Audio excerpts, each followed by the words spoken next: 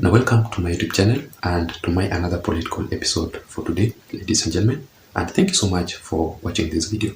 But if you haven't subscribed, I'm just requesting you to please take a second or two and click the subscribe button. You can also give this video a like. Now if you do so, YouTube will automatically recommend this platform and this video to reach out to others, because our main aim here is to grow together as a team. You can also press the notification bell so that you may be able to automatically receive the notifications updates from YouTube itself immediately I post a video on this channel. To my returning subscribers also, I really want to appreciate you for your continued support. So feel very much welcome as you watch, and I really don't take the support for granted. So yesterday, I was reading this article from Fact Check Africa, which is basically an international company from Meta program, which revealed the actual events that took place during the dialogue meeting between William Ruto and Raila Odinga. So Fact Check Africa revealed the actual venue where this meeting took place, the people who attended that meeting, or the leaders, and also the real issues that were discussed in that meeting, which I'm going to share with you in the entire of this video as it is. So first of all, the venue where this meeting was conducted, because up to date, the media of Kenya has not yet revealed where this event took place. It was actually in Mombasa County State House. And the people who attended this meeting, first of all, we have, of course, Raila Odinga and William Ruto present. Also, there were the United States delegates who were invited by President William Ruto himself, but they wanted this to be so much secret, not to be mentioned in any of public statements. Also, the former head of state of Nigeria, His Excellency Olusegun Obasanjo, who also wanted his presence to be so much secret, not to be mentioned in any of public statements. And that is why, just before, the day before yesterday, Honorable Kimani Ichung'wah, the leader of majority in the National Assembly, went ahead to expose the Azimio La Umoja Alliance for failing to honor the request of Olusegun Obasanjo not to be mentioned in any of public statements. So those are the leaders who attended, and also the former head of state, Uhuru Muigai Kenyatta himself, was present in that meeting together with various church leaders here in the country. So those are the people who attended that event. And in that meeting, ladies and gentlemen, let me give you what happened. The Azimio leader, Right Honorable Raila Odinga, went ahead to apologize to President William Ruto. Let me just read for you this statement that was made by Raila Odinga himself. He says that, "On behalf of my team and myself, I tender my apology to my brother William Ruto."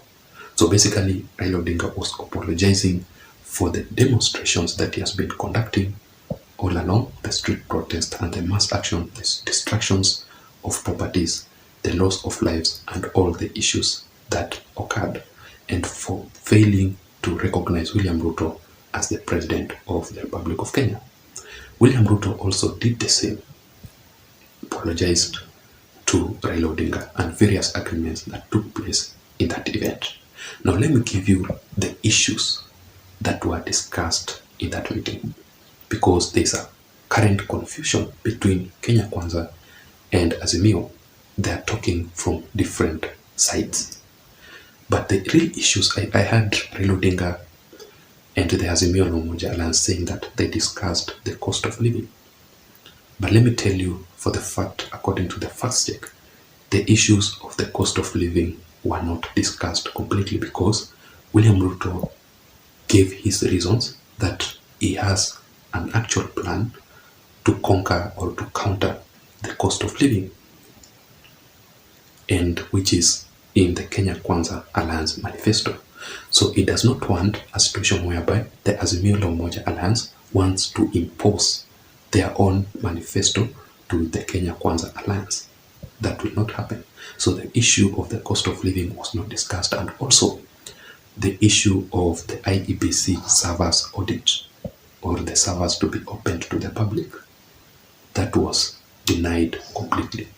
So when Raila Odinga issued that statement, including the cost of living and also the IEBC servers to be open to the public, not really, that was not discussed in that meeting. And when I was looking and I was hearing to these issues, I really felt for the Azimio La Umoja Alliance supporters, because they are actually still living in denial. That is the problem, because of the propaganda that Raila Odinga himself infiltrates to his own people, which is causing a lot of problems in the Azimio La Umoja Alliance supporters. Because first of all, I remember, if I can just take you back for just a second, when Raila Odinga was saying that he will march to the State House to kick out William Ruto as the president. And up to date, William Ruto is still the president. And several people were injured, several people died in that process of the demonstrations and the mass actions, including the recent one. So infiltrating propaganda in people's minds who are your real supporters, and they end up messing completely. It's really, really bad to still live in denial. I think it's high time that Azimio to accept that William Ruto is the president and move on. That is the reality of the matter, and that cannot be changed. So the issues that were discussed were this. First of all, the reconstitution of the IEBC. That was the first agenda which they agreed upon. William Ruto and Raila Odinga will have a collaboration to appoint or the IEBC new officials in the office.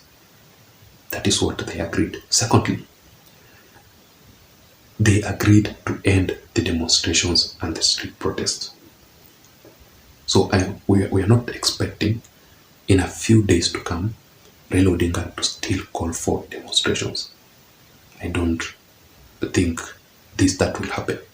And also the reconstitution, the implementation of the office of the opposition leader. Even though Raila Odinga had some disagreement on this, but only time will tell, because Raila Odinga felt that if he is given an office of the opposition, he will betray, the majority of his supporters will feel betrayed, because they will accuse him of going for that position. Yet majority of people have died, majority of people are injured, were injured during the demonstrations for Raila Odinga to acquire that position. So he felt uncomfortable with that. So only time will tell if he will accept or if he will reject it. Time will tell, or appoint somebody from Azimio La Umoja Alliance to take that position.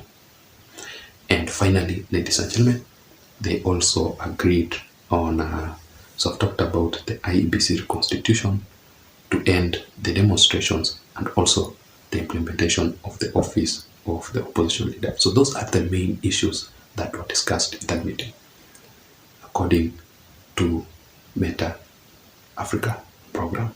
Thank you so much for watching. Thank you so much for listening. I don't have much. Until next time, my name is Jason, but please don't forget to subscribe to my YouTube channel. Bye bye.